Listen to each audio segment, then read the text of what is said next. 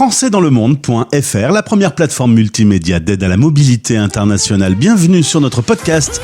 Je suis Gauthier Seyss et j'ai le plaisir de partir à Londres pour retrouver notre invitée de Londres Accueil, Florence Fouzari.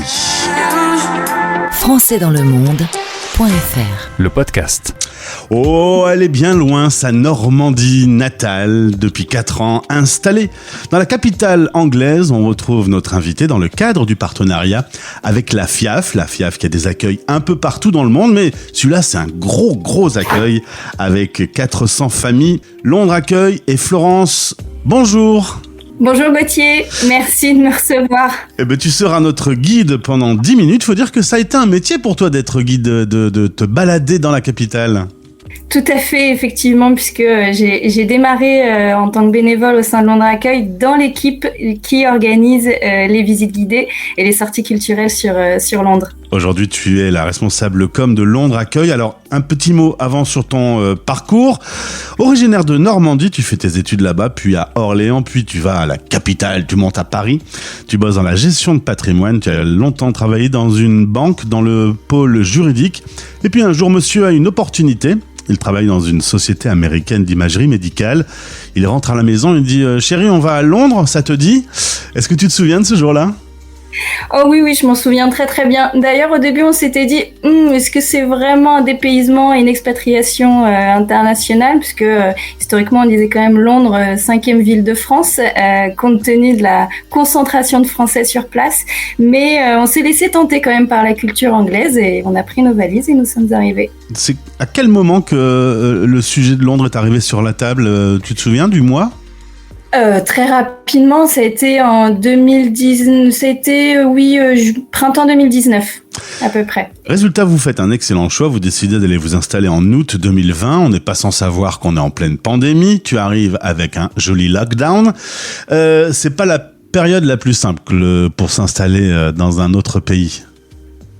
Effectivement, non, c'est pas la période la plus simple, mais je pense qu'on a tous été confrontés à cette situation à travers le monde, même si en se disant que c'est comme un Paris-Marseille pour joindre les deux pays, puisque c'est 2h30 d'Eurostar, ça a été comme si vous arriviez au fin fond d'une pampa avec ni trafic, etc.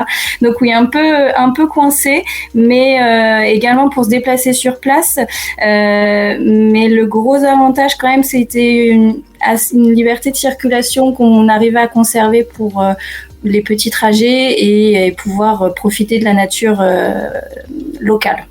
Alors tu as un anglais correct, le petit garçon qui est avec vous, qui a 10 ans, lui vous l'immergez complètement puisqu'il va à l'école anglaise.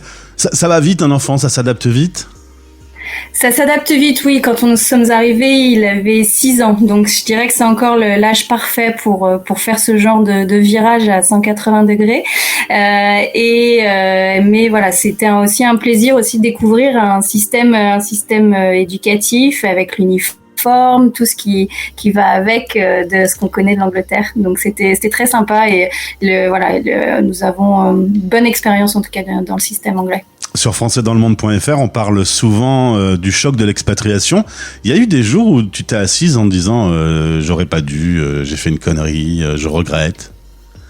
Écoute, je suis plutôt d'un profil adaptable et à chercher toujours plutôt, on va dire, le côté positif et le verre à moitié plein que plutôt à moitié vide. Donc, non, Londres, pour ça aussi, est très dynamique et pas forcément parce qu'on peut croiser des Français très, très facilement ou des francophones. Mais les relations sont très faciles à faire. Donc, je me suis pas sentie seule à un moment donné. Non. Et puis tu as acheté des bonnes chaussures puisque tu as découvert les randonnées.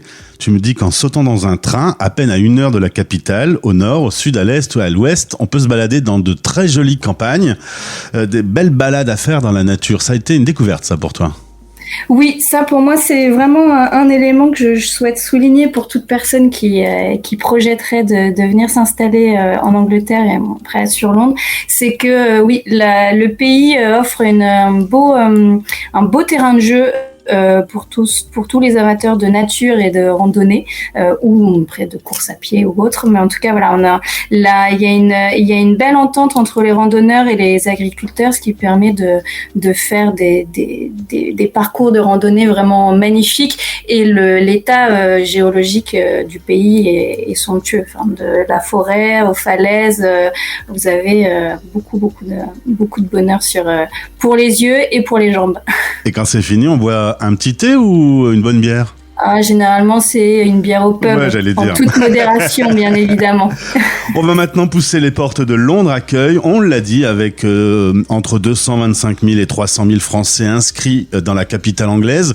Les chiffres sont un peu mous parce qu'il n'y a pas d'obligation de s'inscrire au consulat. Alors au consulat, ils en ont 142, 233.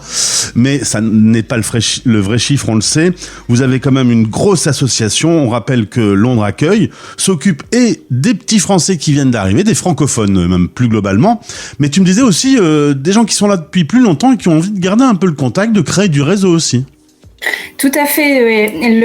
En priorité, voilà, dans Londres Accueil, il y a accueil. Donc, en priorité, nous accueillons avec grand plaisir toute personne qui arrive à Londres, qui cherche les informations et s'aider de pouvoir l'installation dans tous les différents sujets, les écoles, la santé, le système des impôts, etc. Voilà.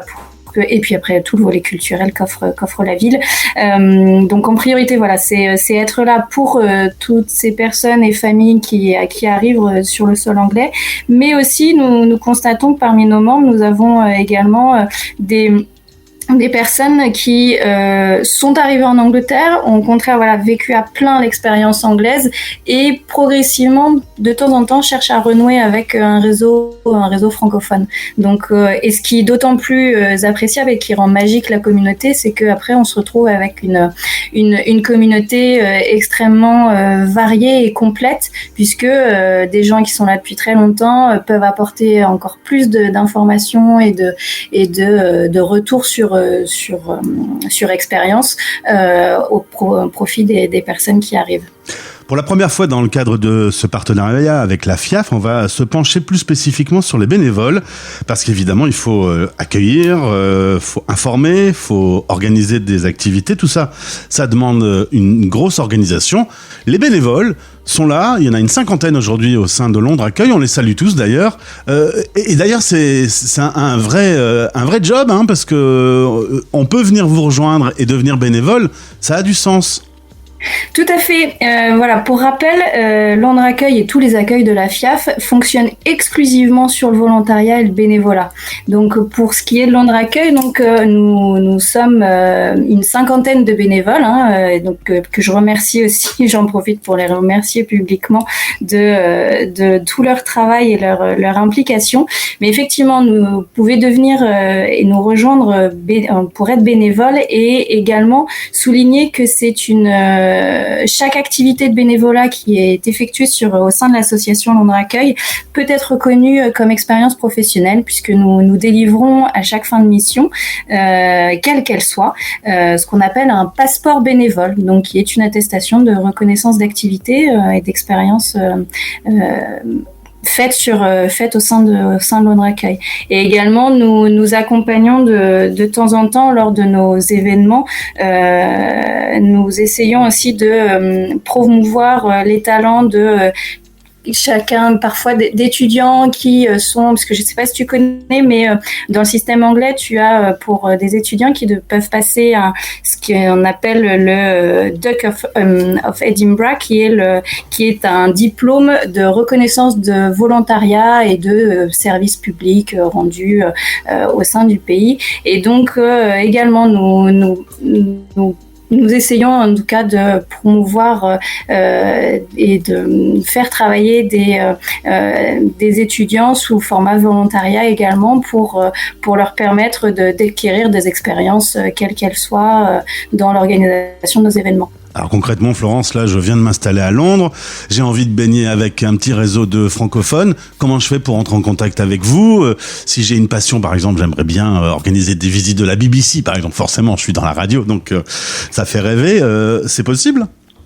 Alors, nous organisons tout au long de l'année, bien évidemment, en priorité, nous avons un grand café en septembre, puisque c'est la majorité des déménagements des emménagements dans le pays qui se font.